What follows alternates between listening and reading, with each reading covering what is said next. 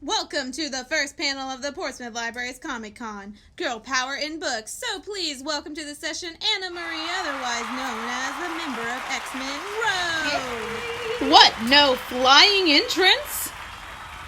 What? Ceilings are a little low for that sugar, don't you think? That's completely understandable. Now please welcome your second guest to the Girl Power panel, the hardcore lady, April of the Lumberjanes. Hey everyone! Oh my god! Hi! Oh my god, I can't believe that I'm sitting next to you. I'm so excited. I love the Lumberjanes. Oh my god, I love X-Men. Okay, oh my gosh, this is so much fun, you guys. Okay, so, hello everybody once again. So I believe that me and Rogue are going to tell you guys not only about books that scream empowerment, but also a little craft session at the end of the panel. How about that? Oh yeah, that sounds great. But then also, I think we could probably squeeze in a few questions, a little Q&A. Yeah. It gets a little awkward just being the only ones up here talking, so we'd love to answer some questions from you guys, right? Yeah. Cool. I think that's great. And then I think that we're going to go ahead and start with you, Rogue, with your books that you have brought with you today. So we're very excited to hear those. Okay, well, I brought a series and then 2 standalones I wanted to talk about. So, girl power to me, let's think. A lot of people just be like, oh, like, you're strong, superhero, girl power. Not the case. It's everyday people, big or small, young or old. It's people believing in themselves and helping others and empowering and uplifting each other, right? It's not just exclusive to girls, too. Come on, fellas.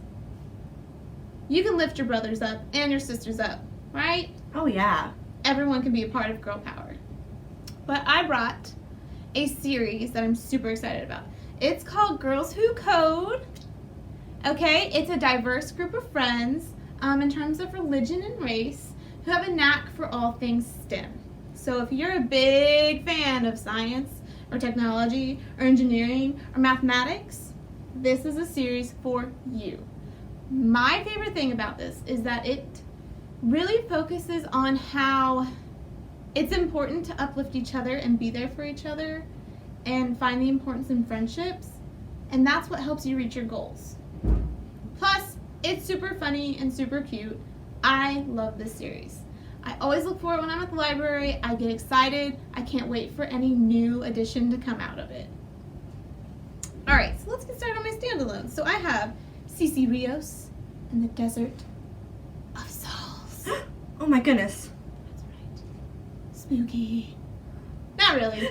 Not really. If you're like into rough and tumble adventure, but also maybe a little bit of magical realism in here, this is a great book.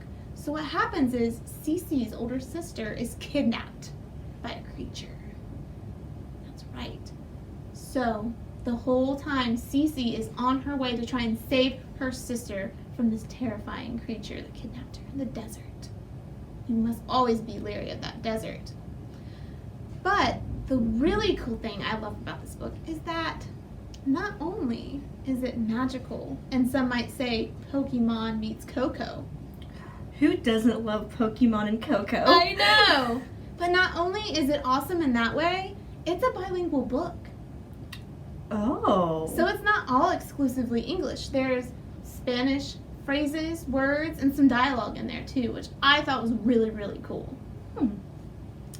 Alright, so I'm on to my last standalone, and it is 5 Things About Ava Andrews. Now, Ava is special in that her story centers on her dealing with some invisible disabilities, which that basically just means you can't see her disabilities right off the bat from looking at her physical appearance or those physical abilities. She has intense anxiety and she has a heart condition. And because of these conditions and issues that she faces, she's kind of more shut in and shy. But what's so powerful and empowering about this book is you see Ava come out of her shell by finding her confidence and standing up for herself. And she does this through friendship and creativity. She joins arts. It's a wonderful story to read about. So they're all really great, uplifting, female-centric stories, but anyone would love these. They're fantastic. But, I mean, I can't sit here and not mention some other girl power titles, which would be anything Marvel. Duh! I mean, anything with Captain Marvel, Shuri, Wanda Maximoff, Wanda. Scarlet Witch, anyone? Come on! Guys, she would have beat Thanos on her own. Yes. Girl power right there, guys. Man. Love anything Marvel, but I'm going to assume you all could guess that. I mean, I think it's a pretty safe guess. Sure. Okay, if I just keep fangirling about all this stuff, I'm going to talk forever, and poor April over here is not going to get a single word in. So, April, why don't you share some of the books that make you feel powerful? Okay, so I also have 3 incredibly awesome books that just scream empowerment. So the first one is an adaptation of Little Women, sort of. So it is a modern graphic novel of Little Women that explores today's concepts of identity, friendships, and new experiences through the eyes of the 13-year-old Jo March, of who we've all loved in Little Women. I've always connected with Jo, but then seeing her in this modern retelling is totally powerful in a girl boss way that made me want to be Jo even more. I'm not going to go much into depth about this one, just because it is a retelling of Little Women, but pretty much if you've never heard of Little Women, it is a classic novel. It is about a group of sisters just experiencing life together, but the main focus is on Jo Marsh, and she's a powerful writer, and back in the day it was hard for her to become the author that she was. So this is a modern retelling of a middle school version of Jo. That is so cool. Yes. And then my second one is Muffled, and the main character, Amelia, does not like noise at all. But then in 5th grade, she has to learn to play an instrument, or as she sees it, she has to make noise on purpose, and this really bothers her. So to help Amelia cope, her father gives her a pair of earmuffs to wear, and that is what you see in the cover there.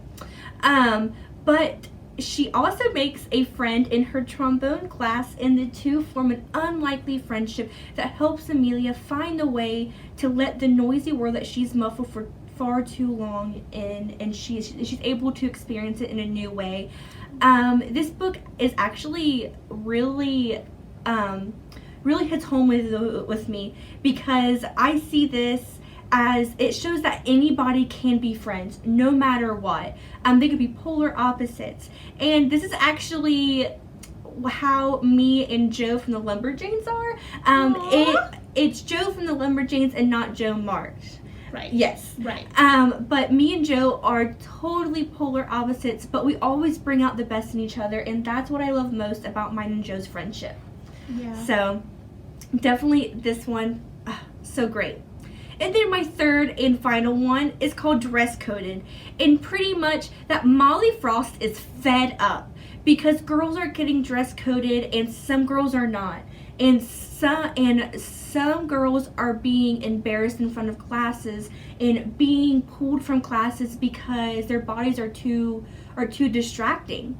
So Molly actually forms a podcast where girls can tell their own stories, and soon her small rebellion swells into a revolution, because now the girls are now standing up for what is right and they're not backing down. If this does not scream hardcore lady power, I don't know what does. No, that's awesome. I love it. I love hearing about a story about taking charge. If you see something that's not right, they're standing up to it, and I love that. Yeah. I love that. You know, fun fact, Xavier School for the Gifted, no dress code. Really? No dress code. And look at all of what you guys were able to accomplish. I know! Although sometimes when, Beast would come around, I was kind of distracted. But that's more because he's a giant blue man. I mean, yeah. But I kid.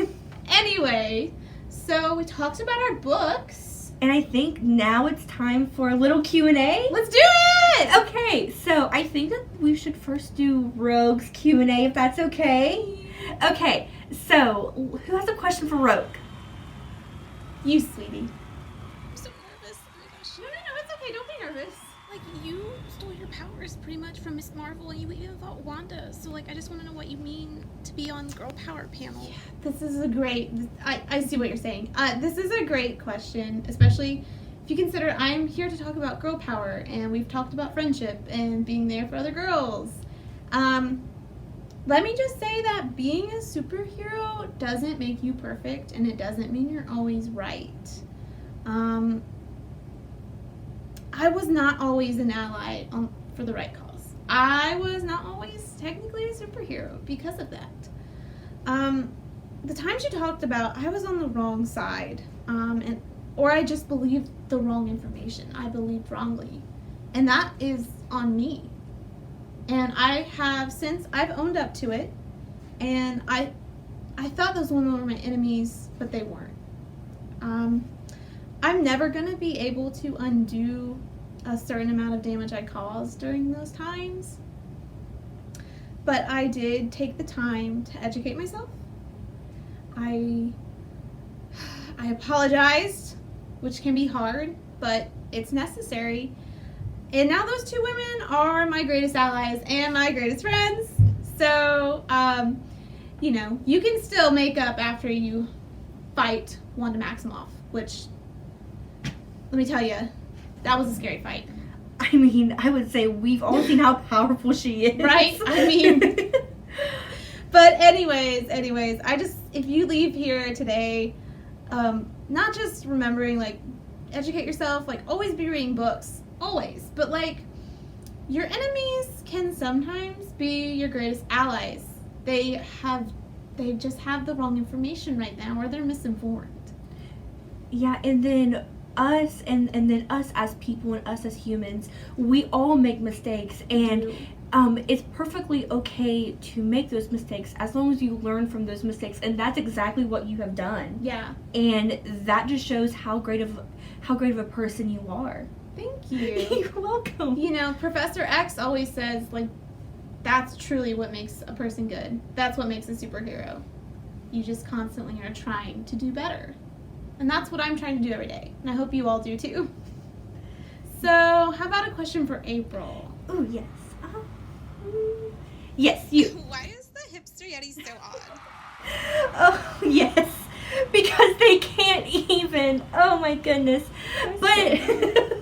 But seriously, those Yetis that were protecting the lighthouse were the easiest to bribe out of anything that us Lumberjanes were facing that day. And it was cookies out of all things. So thank you so much. That was a really great question. I'm so glad you asked that, because I was going to ask her after this panel was over.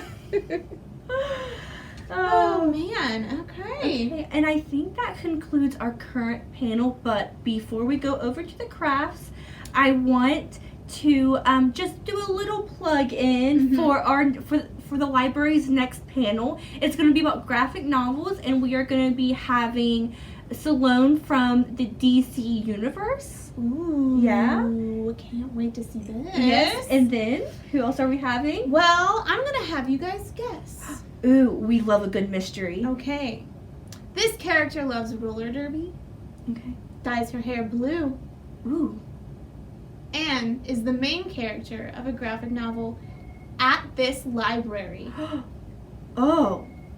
So, I think that if you guys want to guess, go ahead and put it in the comments below, and we shall see if you get it right for the next week's Comic-Con, which is going to be all about graphic novels. I can't wait. That's going to be so much fun. Yes. Oh, so excited.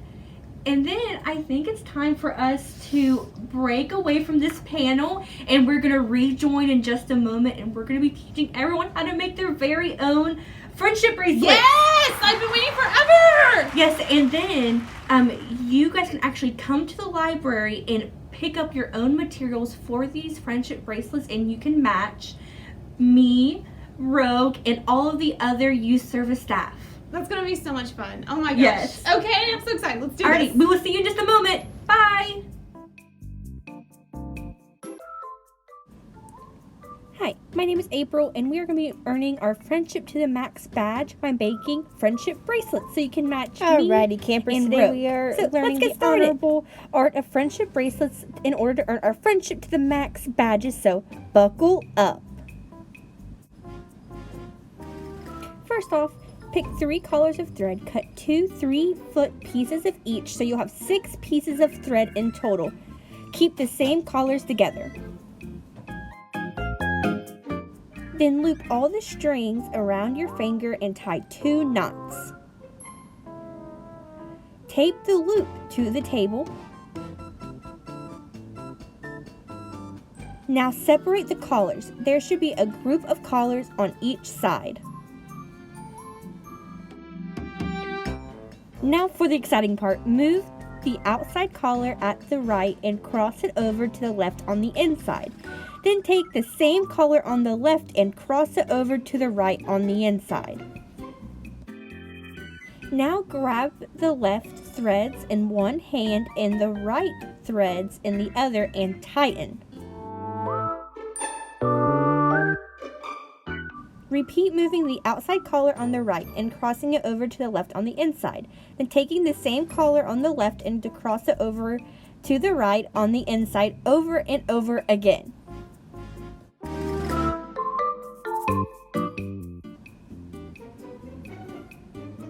Now tie a couple of knots at the end and add a bead. Tie the bead off, cut off the extra string, and now you're done!